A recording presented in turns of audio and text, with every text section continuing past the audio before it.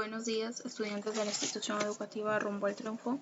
Quien les habla, la profesora de biología Rosita Chunga.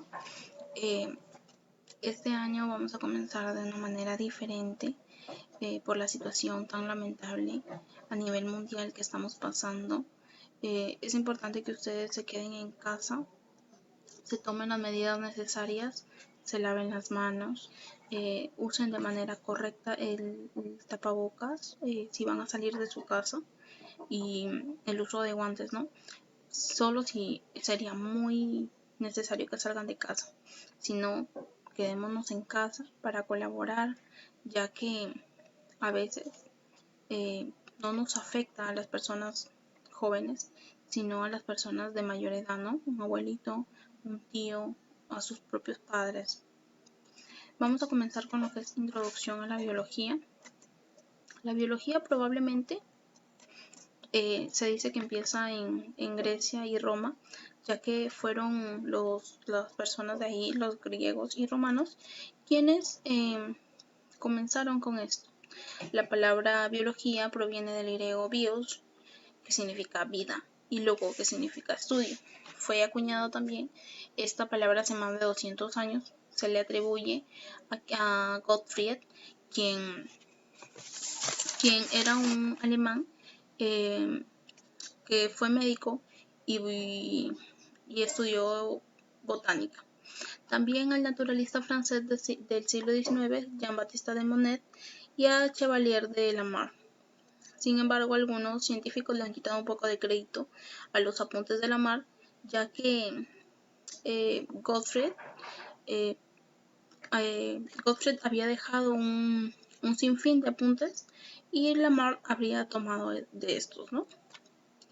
Origen de acontecimientos, como les decía, probablemente empezó en Grecia y en Roma, ya que los primeros apuntes eran de ahí, los descubrimientos de las plantas y de animales.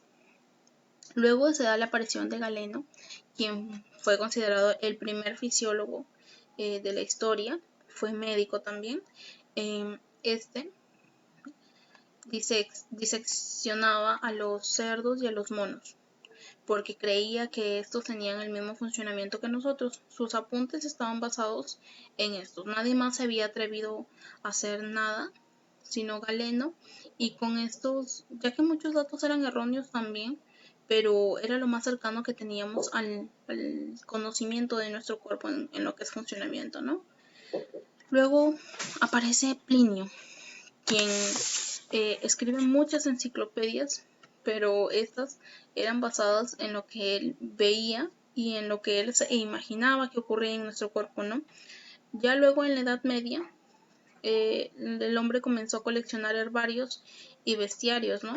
Estos herbarios eran dibujos de los hombres que de repente salían a la guerra, conocían nuevas tierras y comenzaban a dibujar las plantas, les ponían los nombres que ellos iban mirándolos por la forma, por el color. También los bestiarios, que estaban llenos de animales mitológicos en su mayoría, ¿no?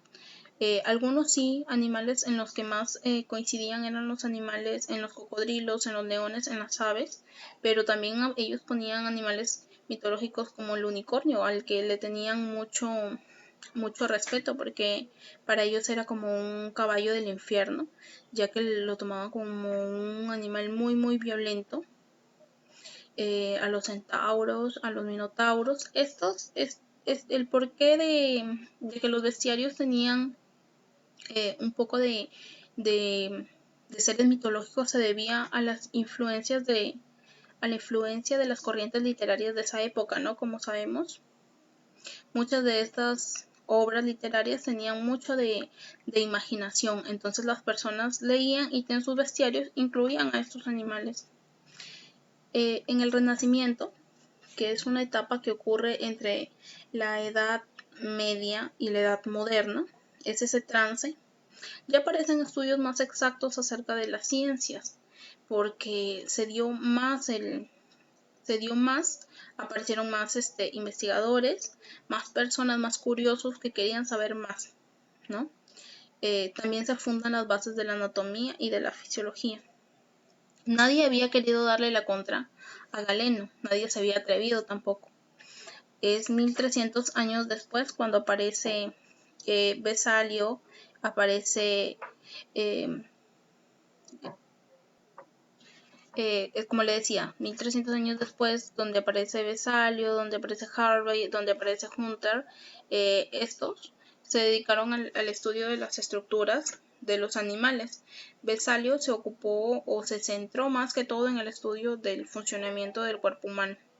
¿Cómo lo hizo? Él creía que para estudiar el cuerpo humano era necesario que se estudie en un cuerpo de una persona y no en un animal como lo hizo Galeno.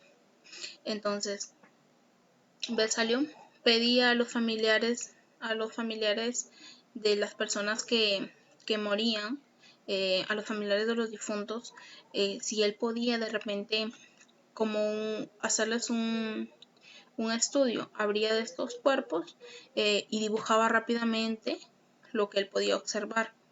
Él apuntaba mucho, él creía que el apuntar